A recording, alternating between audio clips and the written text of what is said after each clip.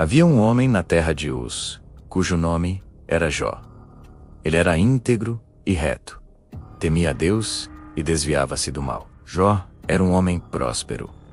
Possuía 7 filhos e 3 filhas. Tinha 7.000 ovelhas, 3.000 camelos, 500 juntas de bois e 500 jumentas.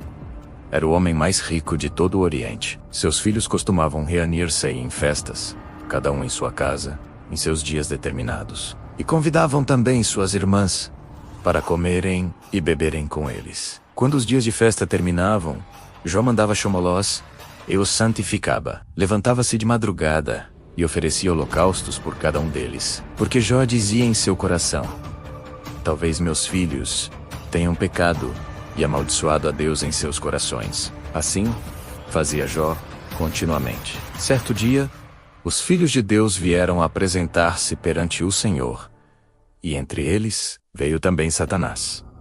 Então o Senhor perguntou a Satanás: de onde vens? Satanás respondeu ao Senhor: de rodear a terra e passear por ela. Então o Senhor disse: observaste o meu servo Jó? Não há ninguém como ele na terra, homem íntegro e reto, temente a Deus e que se desvia do mal. Mas Satanás respondeu: por acaso Jó teme a Deus sem motivo? Não o cercaste de proteção, a ele, a sua casa e a tudo que tem. Toca em tudo o que ele possui, e certamente te amaldiçoará. Então o Senhor disse a Satanás: tudo o que ele tem está em teu poder. Somente contra ele não estendas a tua mão. E Satanás saiu da presença do Senhor. A partir daquele momento, a vida de Jó mudaria para sempre.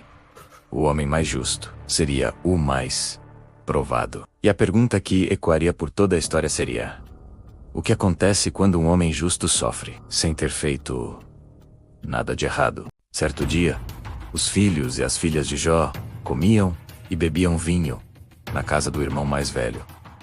De repente, um mensageiro veio até Jó.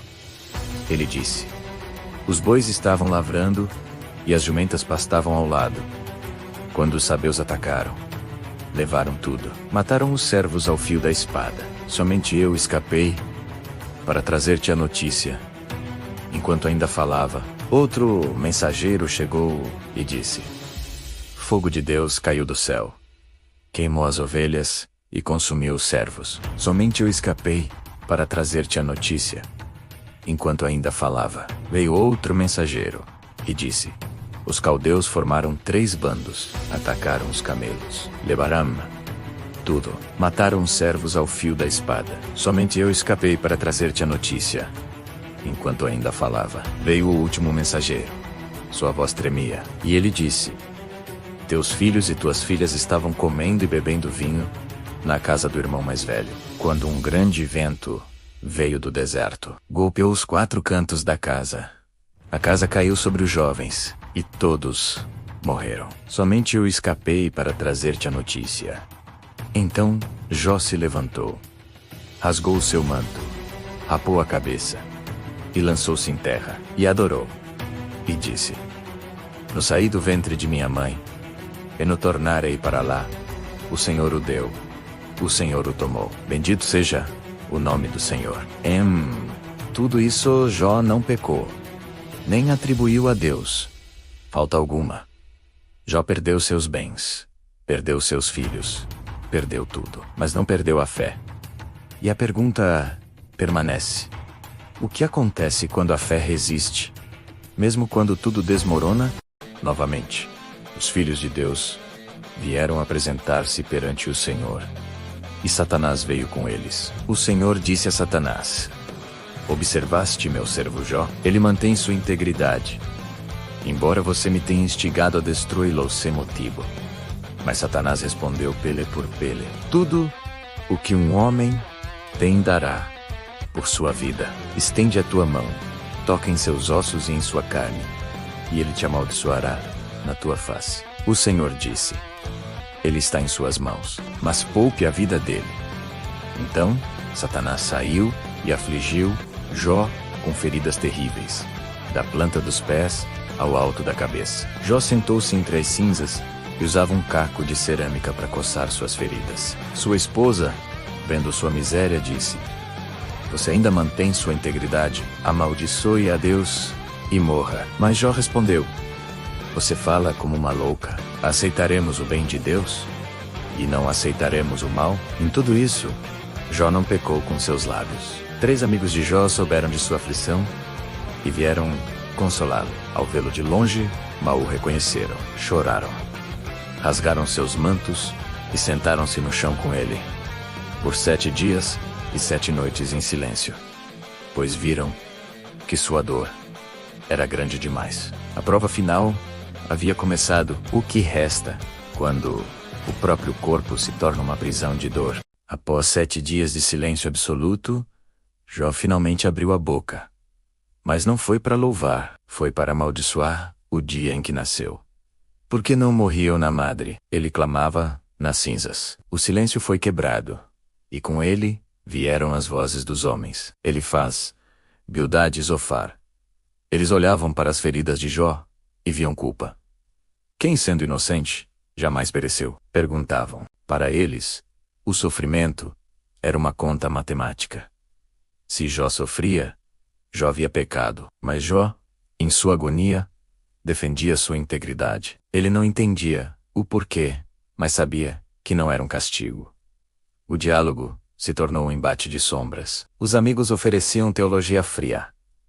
Jó oferecia um grito por justiça. Se eu soubesse onde encontrar a Deus, ele exclamava para o céu vazio. Capítulos e capítulos de debates, acusações e lamentos ecoaram pelo deserto. Os amigos tentavam prender Deus em suas regras, enquanto Jó tentava encontrar Deus em sua dor. E, enquanto os homens falavam sem parar, o céu permanecia em silêncio. Um silêncio que pesava mais que as cinzas. Mas o silêncio não era ausência, era a espera pelo momento em que a voz do próprio Criador responderia. O que você faz quando seus amigos se tornam seus acusadores? E Deus parece ter se esquecido de você. Então, do meio de um redemoinho, o silêncio de Deus, finalmente, se rompeu. A voz do Criador não trouxe explicações, mas perguntas que ecoaram como trovões. Onde você estava quando eu lancei os fundamentos da terra? Perguntou o Senhor. Deus não justificou a dor de Jó. Ele revelou sua própria grandeza. Diante da majestade do universo, Jó entendeu sua pequenez. Eu te conhecia só de ouvir, ele confessou, mas agora os meus olhos te veem. A integridade de Jó não foi recompensada com respostas, mas com a presença. E o Senhor repreendeu os amigos de Jó, pois não falaram o que era reto. Quando Jó orou por seus acusadores, a maré mudou. O Senhor restaurou a sorte de Jó e lhe deu o dobro de tudo o que antes possuíra: novos filhos, novas filhas e uma vida longa e plena. A história que começou em cinzas terminou em glória. Jó não recuperou apenas seus bens. Ele encontrou um Deus que é maior que qualquer tragédia. A pergunta final não é por que sofremos, mas em quem confiamos quando o redemoinho chega. Pois no fim, a fé que sobrevive à prova é a única que realmente nos transforma. Jó viveu 140 anos após sua restauração. Ele viu seus filhos, netos e bisnetos. Mas sob as vestes de luxo e a pele curada, as cicatrizes invisíveis permaneciam. Ele nunca esqueceu o som do vento que derrubou a casa de seus primeiros filhos, nem o cheiro das cinzas, onde um dia se sentou. A riqueza dobrou, mas a alma de Jó tornou-se infinita. Ele aprendeu que Deus não é um contrato de prosperidade, mas uma presença no caos. Seus amigos, outrora acusadores, agora o olhavam com temor, pois Jó havia visto o que nenhum deles ousou encarar: a face do Criador no meio da tempestade. A história de Jó não é sobre ganhar ou perder bens materiais. É sobre a morte do eu religioso e o nascimento de uma fé inabalável. Ele morreu velho e farto de dias, deixando para o mundo a pergunta que ainda nos assombra nas noites mais escuras: quando o seu mundo desmoronar e o céu se calar, você terá coragem de permanecer fiel ao que não pode ver? Pois a maior riqueza de Jó não foi o que ele recebeu de volta, mas quem ele se tornou no silêncio. Mas o que aconteceu Quando as luzes da restauração se apagaram, Satanás, o acusador, desapareceu nas sombras do silêncio divino. Ele perdeu a aposta, mas sua pergunta ainda ecoa. O homem ama Deus pelo que ele é ou pelo que ele dá? Os 3 amigos de Jó, Elifaz, Bildade e Zofar, foram salvos apenas pela intercessão daquele que eles tanto julgaram. Eles aprenderam, da forma mais dura, que a teologia dos homens é pó diante da realidade de Deus.